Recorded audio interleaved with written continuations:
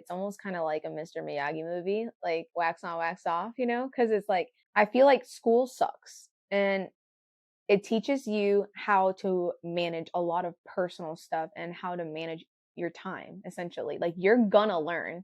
If you don't learn, you're gonna sink. You know what I mean? You need to learn very quickly on. And on that Mr. Miyagi theory, it's kind of like you're setting these building blocks for yourself. And for me personally, on my time management, have felt so much growth because, like I said, you're forced to survive in a sense in the settings that you're being placed while you're in school. And I think that once you grasp that concept of your time management, and like Cordero said, it's up for change. Like, it's going to change on you and that's going to be okay. But how you react when things don't happen the way that you're planning them to is really what builds that character.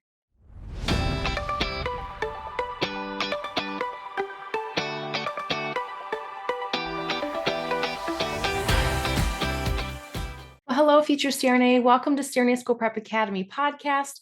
I have a very special episode lined up for you today, and it is part of our guest host series where I am bringing current SRNAs on the show for you as a guest host on the CSBA podcast. And my thought process behind doing this is I wanted you to hear from current students, a variety of current students who are at different stages of their CRNA journey, and really allow you to kind of step into their world and hear them talk about what it's like to be a current student dealing with things like difficult preceptors or different anesthesia topics, clinical topics, maybe even things like time management, stress management, things like that.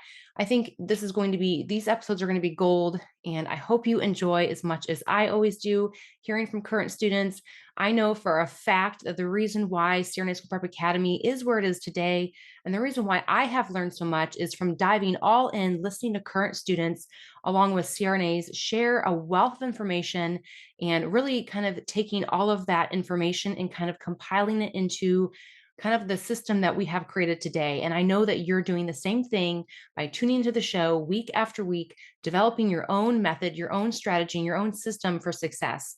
So I hope you enjoy these guest episodes. Let's go ahead and get into today's show. What's up, guys? Welcome back to episode. This is Cordero and Monica with a couple nurses.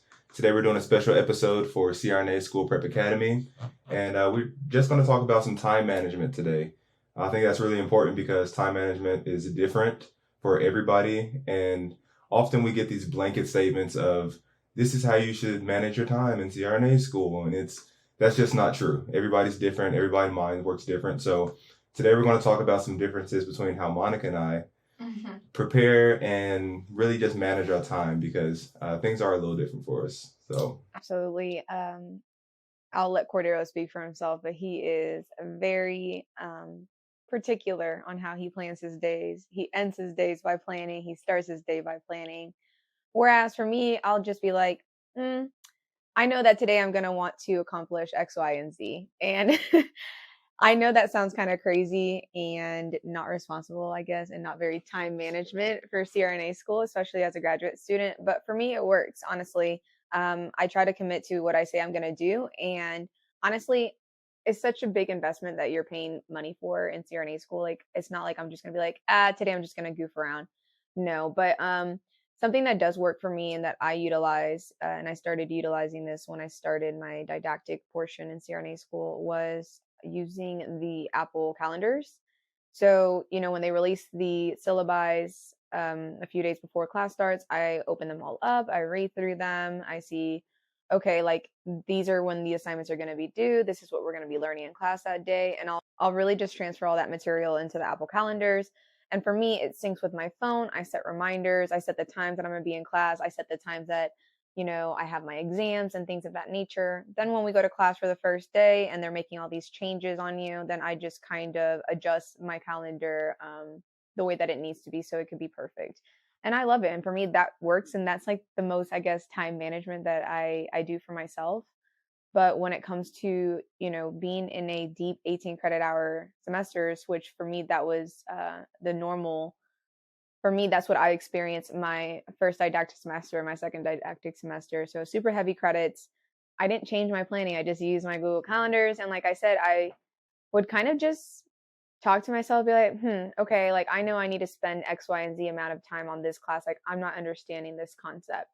But something that really, really worked out for me in terms of my mindset was saying, okay, I can't just put all my eggs in one basket either. I have to ensure that I'm putting not necessarily an equal amount of time into all my classes, but I need to put in some kind of time into all of my classes when I'm in an 18 credit hour semester, because you can't just neglect a class. You may be having an A in one class and struggling with your other class as this test comes up. So obviously you need to adjust your time management in a way to where you're going to put a little bit more focus in those areas that you are kind of struggling with. So that's just how I go about it. It's kind of wild. There's not really a lot of order to it. I've always been like that when I was younger. I guess like throughout nursing school, like that's just how I functioned. And it works. Like, listen, I know that sounds crazy, but like out of Cordero and I, I'm the one that plans all our like trips. Like, and I'm like, okay, no, like we need to go here at this time. And he's kind of like just, the person just enjoying the trip and didn't really think about anything that we're doing or anything like that. So my planning works. Again, it's not for everyone. It's a little chaotic, but that's just how my brain's organized. Yeah, it's it's very interesting that you even put things on a Google Calendar. I know that took you a while to even do, because it wasn't until like your third semester or something like that. Well, my first didactic semester, so I didn't do that my first 6 months of school, and I never did that for nursing school either. Listen, I've tried getting a planner. Cordero has bought me tons of planners, and it's getting to the point where even if like we're at Target or something and I'm like, oh, like this is a cute planner, let me get it. He's like, you're not going to use it. Like, it's a no. So. No, listen, I bought a planner one time. I remember I bought a planner one time. I came home, was like, look, I'm about to plan my days. And he's like, what about me? You didn't give me a planner? So I was like, okay, man. I went up to Walmart the next day, got her a planner, and that shit had the dust on it, like for the next 6 months. I was like, all right, I'm not doing this again. Then it happened again. She was like, oh, you didn't give me a planner. Got her a planner again, dust. So yeah, we don't work with planners. We don't use planners over here. I think for me, I don't use Google Calendar. No. Because I don't know why. I feel like it's just a lot more energy and work, I guess. For me, I like to actually write it down on paper planner. It just feels more tangible. When you write it down, you're like, I'm writing this down. There's no way that my computer fails or if technology gets hacked or anything. It just gives me security. Yeah. And whenever you can actually see like the stuff that you're writing out on the planner during the week, you're like, okay, this is a heavy week. Like it feels a lot more real. Because when you're on the Google Calendar, all those things kind of overlap, and then you can't put all your stuff in there either. So if you have like a Google Calendar and you have it strictly for school, there's other stuff going on too. You still have life going on. So you still have... Well, sorry to interrupt, sir, but there's a little personal icon. I've known how to actually manage it and tailor it for myself. So pink is Monica, okay? And then I've color coded all my classes, and then I color code that with... I am kind of organized, and I color code that with my notability on the colors. So for me, like if I have a doctor's appointment and have a dentist appointment, if I have a trip coming up, I do that in pink. And so when I'm, on the phone with my dentist, for example, and I'm like, oh, I need to schedule a cleaning, blah, blah, blah. And I can go in, and since it's synced to my phone, I can be like, oh, no, like I have all these classes, or I have this test coming up for the yellow color, and I know yellow is anatomy and physiology. I'm like, like I can't be in the dentist for 2 hours, So I am organized, just to let you know. I didn't know you were that. It's not that like super, I don't know. I think for myself, it's just like not ideal for a lot of people, but I have synced it to where it's meshed with my notability. So I'm able to recognize these colors, and it works for my brain. Honestly, it does. I don't like to call myself scattered brain, because even when I was in the ICU working, I wasn't a person that was like meds at 11 o'clock. This at this o'clock. Like a robot. I have a good like memory, and so I would look at my charts. It's 2 patients. I didn't take 3 patients. 2 patients, and then I would look at what I had to do, because you know how Epic would have the little icons and stuff like that. So I'd be like, okay, like I gotta do this, and every 2-3 hours I'd just check it again, and it worked. You have a pretty good memory, which serves you well. Yeah. Me, on the other hand, I tend to forget little things. Yeah. You know what I mean? And the little things turn into big things. Yes. So, for example, You came here about 2 months ago in these Skechers shoes I was supposed to take back to Target. Like, it's a little thing, you know. It's like They're collecting that's one of those dust. things. I'm like, I'm gonna get to it. I'm gonna get to it. I'm gonna But get to you it. didn't But put if it on I the don't, planner. if I don't write it down, it doesn't happen, and that's very like true. it's a gift and a curse. Yes. You know what I mean? Because if it's on the planner, 9 times out of 10, I'm gonna get it done that day. If it's not on the planner, it gets like filed into like the junk mail of my brain. It's spam. It's back there. Yeah. We're not reaching that point. Yeah. And then you mentioned, I'm like, oh. No, or I'll mention, be like, I don't remember you saying that. And I'm like, okay, all right. I'm just gonna start recording our conversations. No, but for him, honestly, it does work. Like, we'll be going out. I'll be like, don't forget to do this, and he'll be like, no, like I won't. And I'll take a pause, and I'll say, go ahead and put that in your notes. Go ahead and put that in your phone so you don't forget, and set a timer so it can remind you. And he's like, okay, and it works. That's his system. Yeah. So like when I'll have dead time, sometimes I will just go and look at my to-do list. Like, I'll be sitting around not doing anything. I'm like, oh, I have a to-do list always on my notes, and it's like, oh, here's a few things that I need to be getting done. You know what I mean? So that helps whenever you tell me to put it on my to-do list for sure. Yeah. How would you explain to people, either starting out or kind of struggling with time management right now on when it comes to classes? Like, how do you decipher? Because, I talked about how I basically try to decide this, I'm going to plan out my day and how I'm going to study for these classes, how many hours I'm putting in. So how would you explain to somebody that kind of works in the way that you do and you're super organized in terms of dividing your time adequately or dividing your time evenly throughout your classes or spending more time on one class than another? Yeah, I think that's one of those things you really have to get a feel for when you start getting into school, because all these classes are demanding. But the very first thing we do when we start the quarter is look at all the syllabi. I mean, it takes probably about an hour, hour and a half if you're really looking at the syllabi and looking at, okay, I have 3 big assignments due for this class. Mhm. These are the dates that these assignments are due. You kind of put that in your mind. Okay, you start crafting your plan for the next month of how much time you need to put towards that. And you start looking at your other classes. Oh, I have a test every 2 weeks in this class. I may need to spend a little bit more time on this course because it's 6 credits compared to a 2-credit course. You plan your first week out. You kind of see how things are going in that class. You start seeing, do you understand this concept really? Because some concepts you understand really well, some concepts you don't understand really well. So for example, with me, right now, I have to spend a lot of time on this neuro, because neuro, I know, is not a strength for me compared to like cardiac. Like, I get the heart, like it makes sense to me. So whenever we go through cardiac things, it's like, oh, the heart's just a pump. I get it. But the brain works so different when you start talking about how blood flow and oxygen metabolism and neurotransmitters. Yeah, and then, oh, the brain parenchyma and like, oh, and then how does your volatile anesthetics affect that? It's like so many different things going into it. So again, it's not a hard and fast rule, but you really have to say, hey, like, where am I strong at? Do I really understand this? Today, I know I can't spend 10 hours on this one subject. I still have a paper to write. So it's one of those things you fill out. I can't really just say this is the way that you should do it. But one thing I will say is you cannot just spend all day on one class. Like, you can't. Like, I can't. Most people in my class, you can't do that. You have to at least put an hour or 2 towards something else. Because, like you said, 18 credits. Those other classes need love too. Heavy. So, like, something that it sounds like we're kind of on the same page, even though that we plan our time differently. And I think that's to show you guys that you may be type A personality, type B, but at the end of the day, the effort that you put into your classes is I feel like going to be the same throughout. So you just need to be conscious on, like he said, not spending just a whole entire day on one class. Now, do not get me wrong. The way that I function is if I have a test on Friday, well, that makes no sense. If I have a test on Monday and, my next test for another class isn't for another week, right? And then the next test for that one is probably the week after or 3 days after. That class that I have a test on Monday, that weekend, it's going to be heavy focus on that.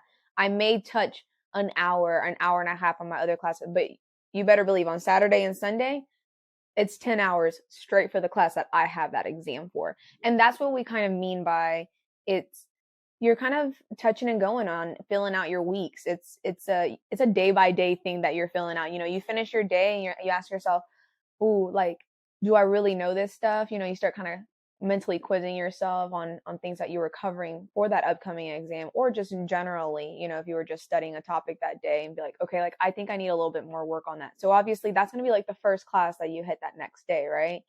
But I will say that I wasn't spending time on every class every day because my brain doesn't work like that. Now, what I would do was I would pick 2 classes, because usually would have 4 classes and 1 online or something like that. So I would pick 2 classes and I would attack 2 classes a day. And then the next day I would attack 2 different classes. And so you learn how to kind of manage your time in that sense, especially when you have upcoming exams. And for those online classes, especially when you're working on your DNP, and for those online classes, part of that DNP coursework becomes a little time consuming, and it's a lot of papers, it's a lot of writing. And something that's helped me with my time management is, utilizing certain tools like Perla, things that can help you reference your papers, things that like Grammarly, to make sure that it's overlooking your grammar on your papers, helping you correct things. It's, you get to graduate school and it's all about working smarter sometimes and not harder, and not stressing yourself out, not stretching yourself out so thin.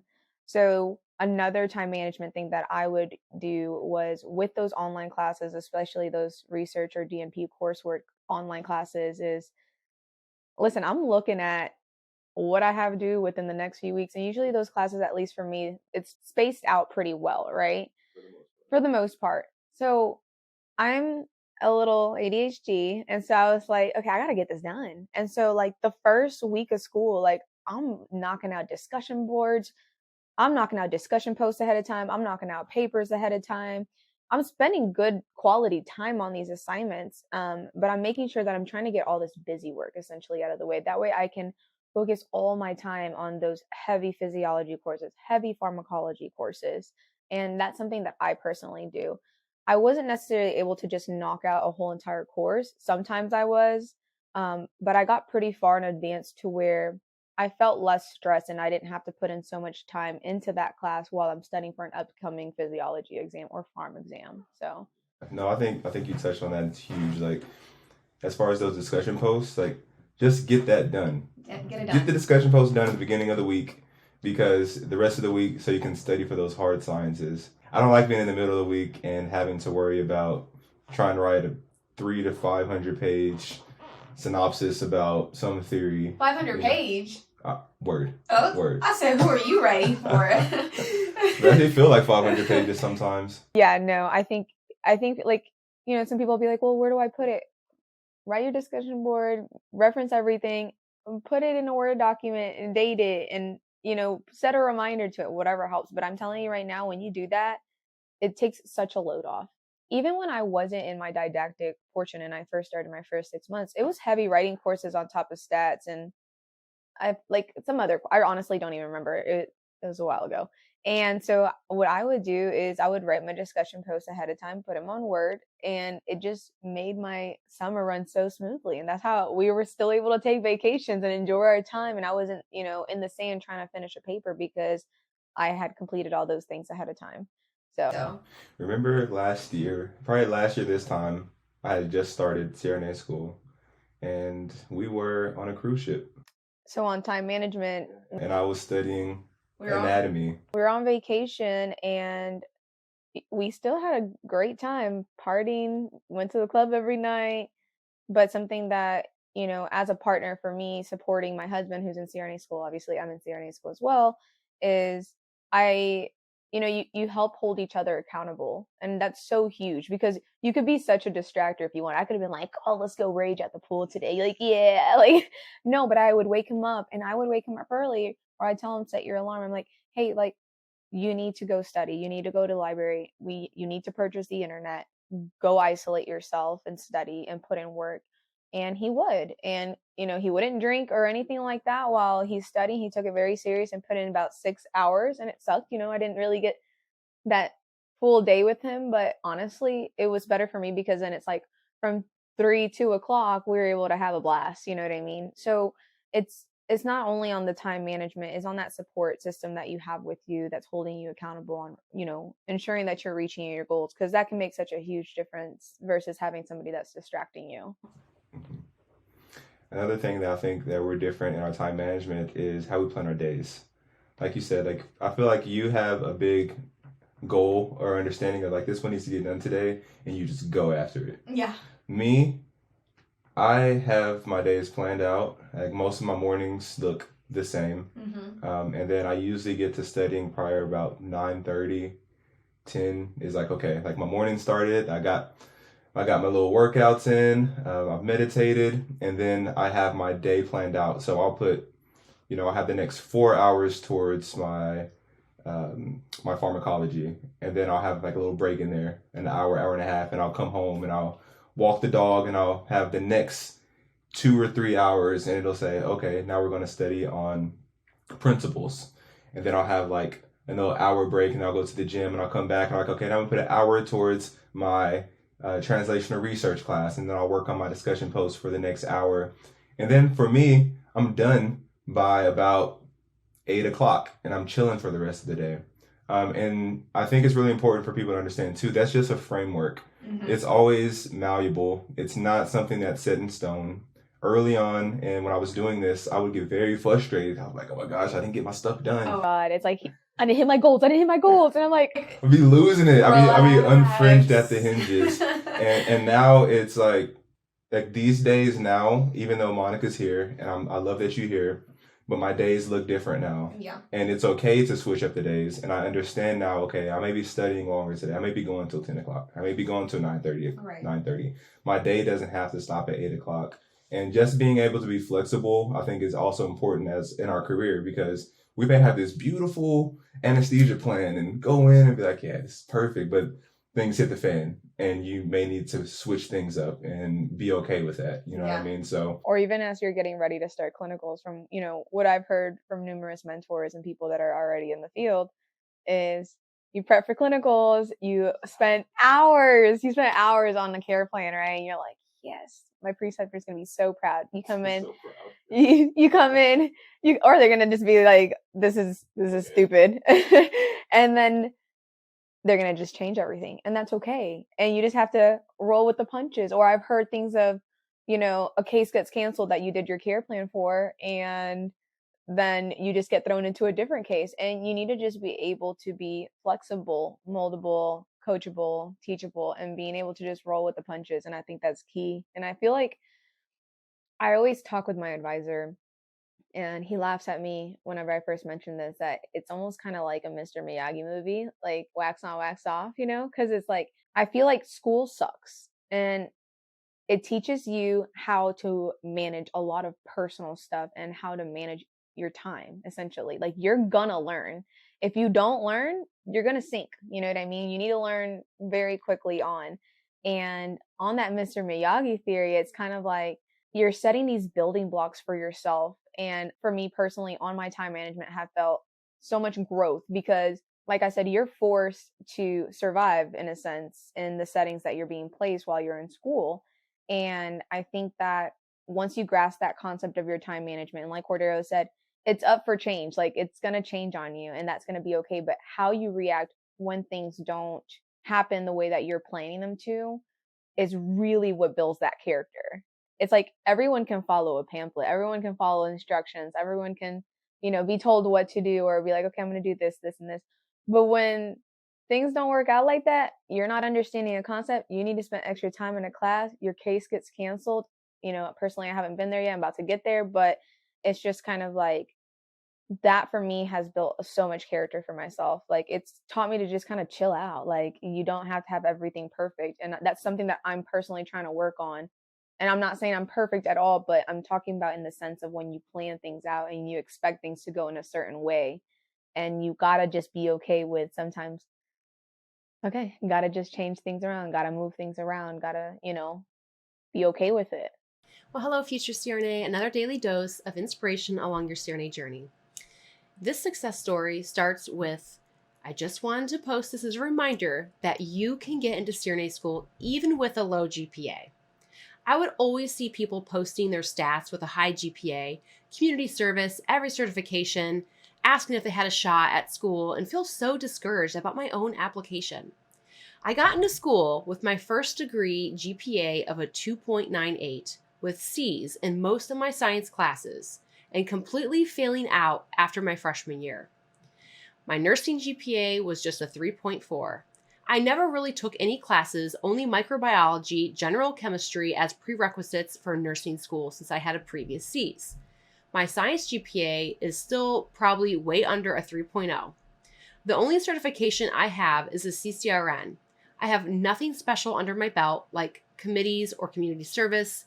I was just flat out honest with my grades in my interview and emphasized my passion and dedication to becoming a CRNA in my personal statements.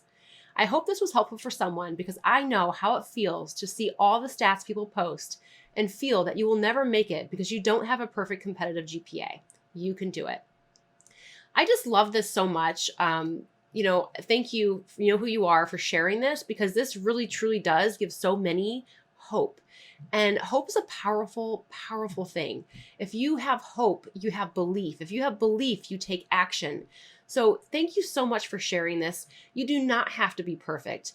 The road to CRNA, while it's going to be full of ups and downs, and yes, with these kind of statistics, you may face rejection. More than likely you will. But that should be the expectation, and then you should try to find ways to grow and spread your reach. Try out different programs.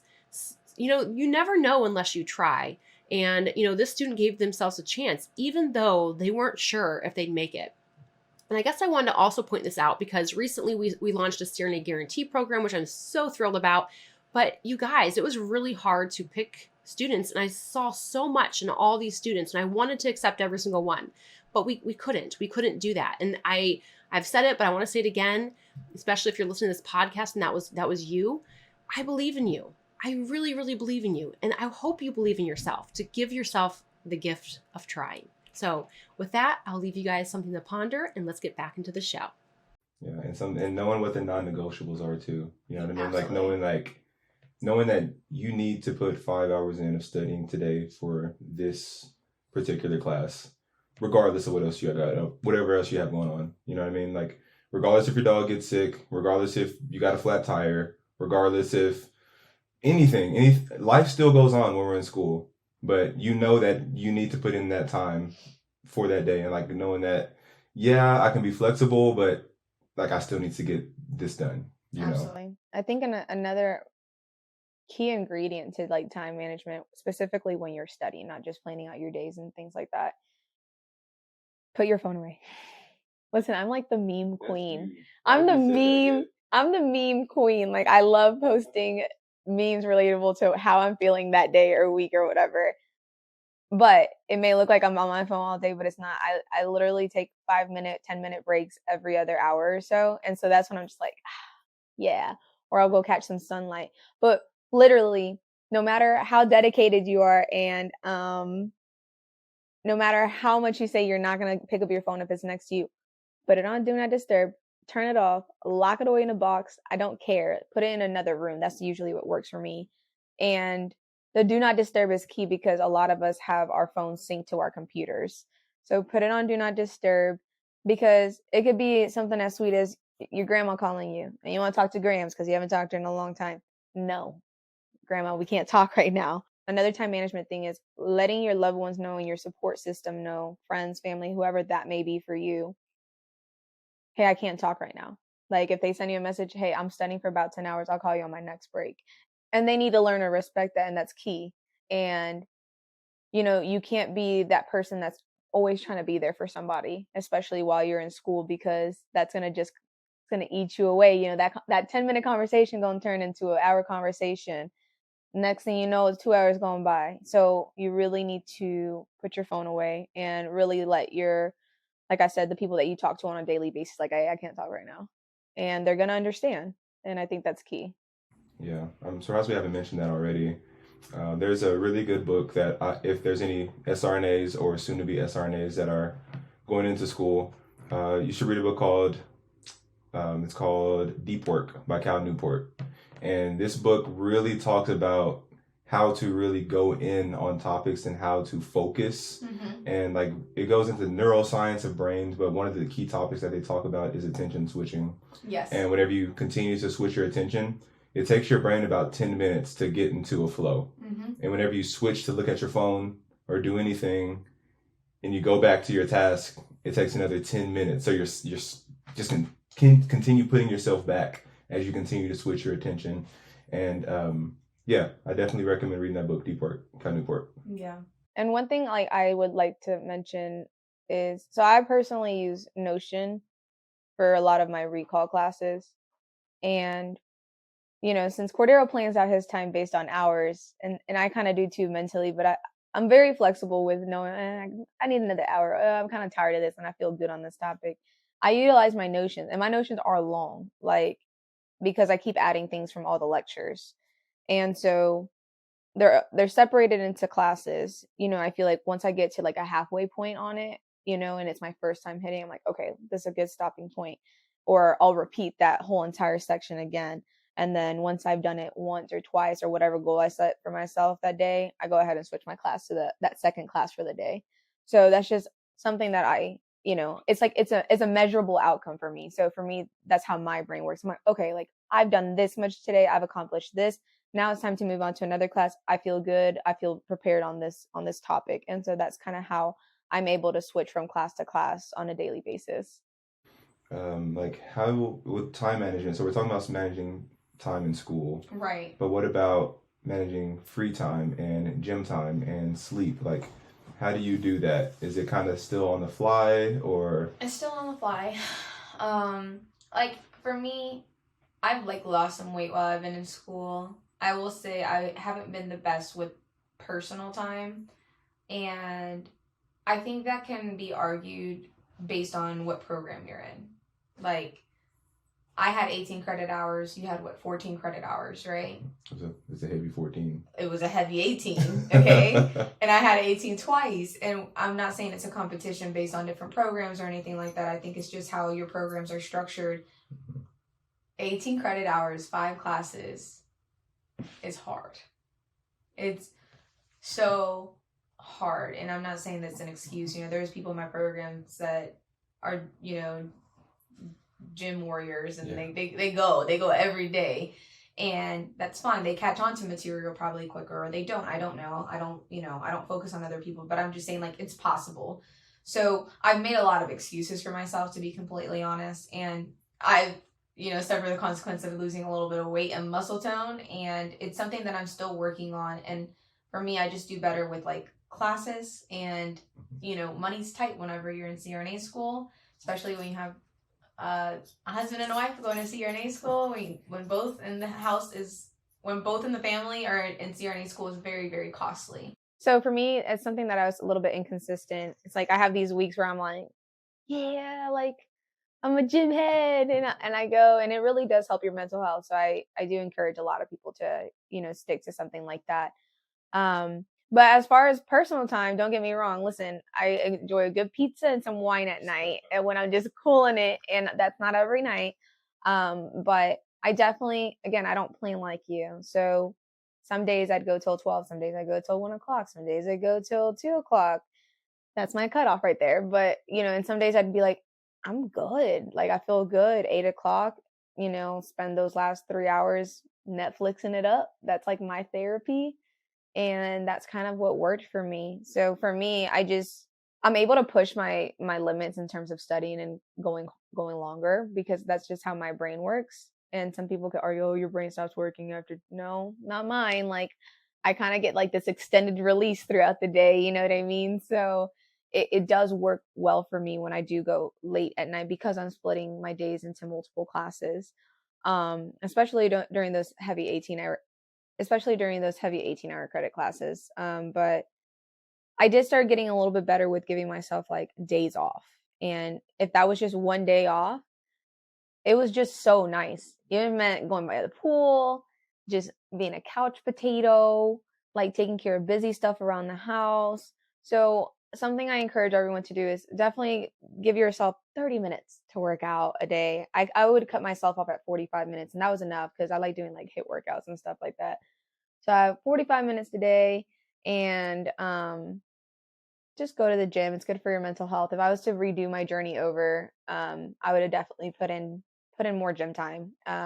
It's really good for your mental health. I realized when I started going, I was still stressed, but it was a different kind of feeling. It wasn't like holding your shoulders down. It was like, okay, like I can do this, and I'm stressed, instead of, oh man, can I do this? I'm stressed. So I think gym's been very therapeutic for me, like very therapeutic, and it helps that I have classmates that I can go to the gym with. I think it helps for you. Like for me, I'm kind of riding solo, so, and that's okay. I have the people I talk to, but that's just how it works out sometimes. Yeah, definitely try to get some gym time in if you can. Know that also you may not be able to go to the gym just because school is like priority. Like it takes up so much time, and there are times too where your classmates may be having events and maybe going out for drinks or something like that. But if you don't feel comfortable, like don't go. Don't feel guilty because you can't make it. Sometimes, like Monica was saying, sometimes people pick up things better than you. And there's been times where I've gone out and I'm out not having a good time because I'm like, dang, like I should be at home studying right now. Right. Like, what's going on? You know what I mean? Like, you have to have a good emotional regulation and know that be selfish with your time is huge. That's so huge. Because it's at the end of the day, if you don't do well in your class, it's on you. You're not going to be like, oh well, Nikki invited me out to the bar and I had to go with her. Like your professors don't want to hear that, and you're paying all this money for these classes. So No, I definitely agree on that topic that you said. Just because you see people going out doing things on social media and they're in school, you got to understand everyone picks up information differently. So, you hear people saying that sometimes if you're studying more than, I don't know, 6, 7 hours, then you have poor time management. No, you don't know how many credit hours they're enrolled in versus what you're enrolled in. So make sure whenever y'all are on social media, take things with a grain of salt, because realize that they're not all in the same program. You don't know what kind of semester they're in. You don't know what classes that they're taking in. You may have just that much more free time when you're in a less credit hour, semester, and you can enjoy more of outside hanging out with friends and, spend more free time, and you're still busting your ass in school, but you have a little bit more extra time. So don't compare yourself. Like when you compare yourself across anything while you're in CRNA school, whether it's grades, performance, who gets an intubation, who doesn't get an intubation, whatever the case may be, it's like, or, oh, they're going out all the time. Like, I want to go out all the time. You're going to literally rob yourself of your happiness, because comparing yourself is the devil. You need to understand that you are your own person. You need to be selfish with yourself and realize, okay, hey, it's okay. Like, I'm not understanding this topic. What do I need to do in order to get this down? Because now I want to go have fun. You know what I mean? So it's just like, don't compare yourself to people. That's like, just don't do it. Just don't do it. Please. the last thing I kind of want to talk about is your breaks.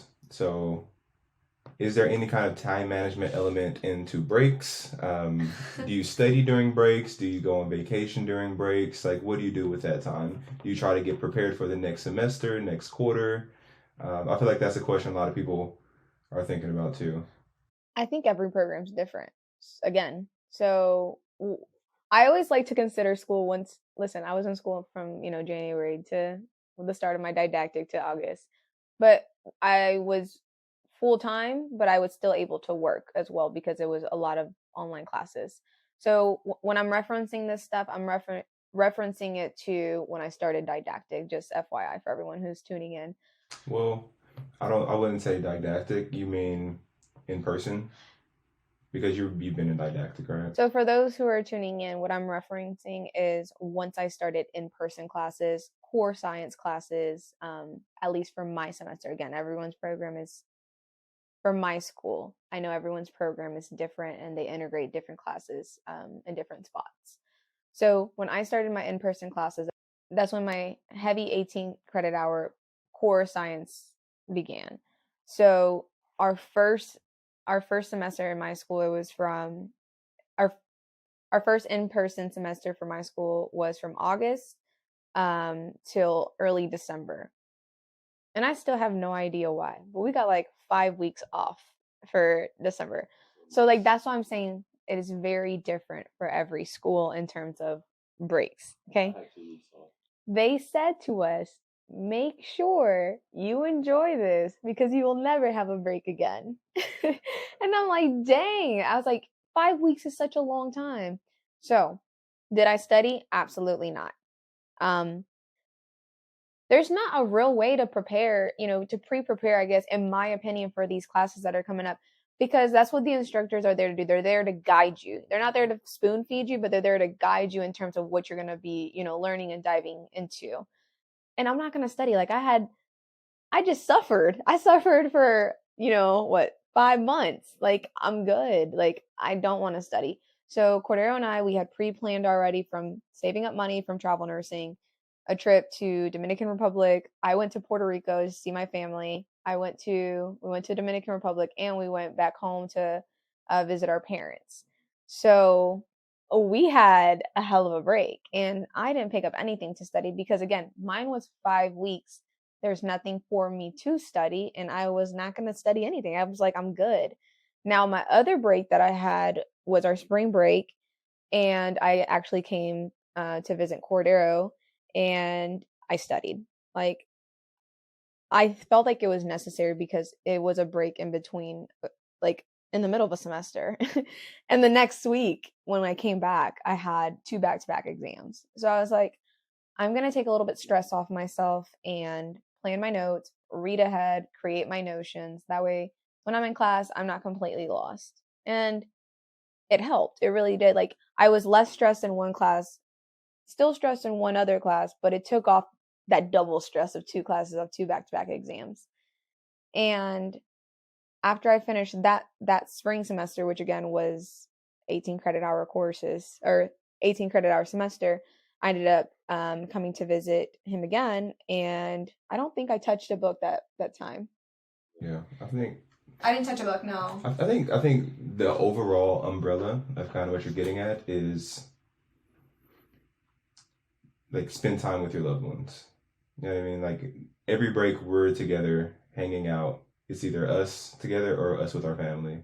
Yeah. It's never, for us, it hasn't been going off and doing some solo trip, or for you do some of the studying during your breaks. Me, I'm a complete couch potato on my breaks. I mean, you see me, I'll sit down and I'll be at the pool and I'll just watch TV. I guess to answer the question, it depends. So if my break's in the middle of a semester, I'm not gonna not study. If my break is not in the middle of a semester, I'm enjoying that time off. Like technically right now I'm on a break, but I'm not because I still have an online class. So I still am doing some, busy work essentially and, prepping for clinicals and things like that. So I think it just depends. But I think what the message that we're trying to send across is when you get a break, please enjoy it. Like, even if you do have to study a little bit, that's where that time management goes in. It's like, if you got to wake up a little bit early to knock out a session of studying, do so. That way you can spend your time with your loved ones, or you can spend your time on that solo trip that you do decide to go to, or whatever the case may be. So, yeah. Well, I think that'll wrap up our episode. I hope you guys took some gems from today. The big takeaways is that find a plan that works for you. Absolutely. Definitely be flexible throughout the semester and the quarter. Be able to focus on areas that you need to spend more time on. And any other takeaways on your end? Just don't compare yourself to anybody. And something that I'm still trying to do is honestly, like, be kind to yourself. Like there's times where these goals aren't going to be met, how Cordero and I have mentioned, and you need to be able to mold yourself into things. And that's something that I'm still also working on, is you need to be kind to yourself. It's small celebrations are important as well. Like those little wins are just as good as those big wins. And, just because you don't hit everything the way that you had intended to doesn't make you less of a person than if you would have.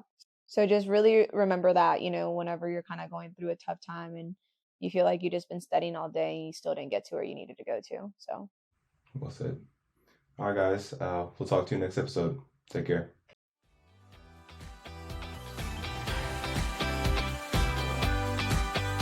Hey, future CRNA, as always, I appreciate you and your loyalty. Thank you so very much for tuning in this week. I'd love to hear from you, so screenshot this episode and share it to your IG stories with your biggest takeaway. Don't forget to tag me at CRNA School Prep Academy so I can personally thank you. Be sure to head over to CRNASchoolPrepAcademy.com to check out our blog and gather free resources to help you along your CRNA journey. Stay strong, and I'll see you next week.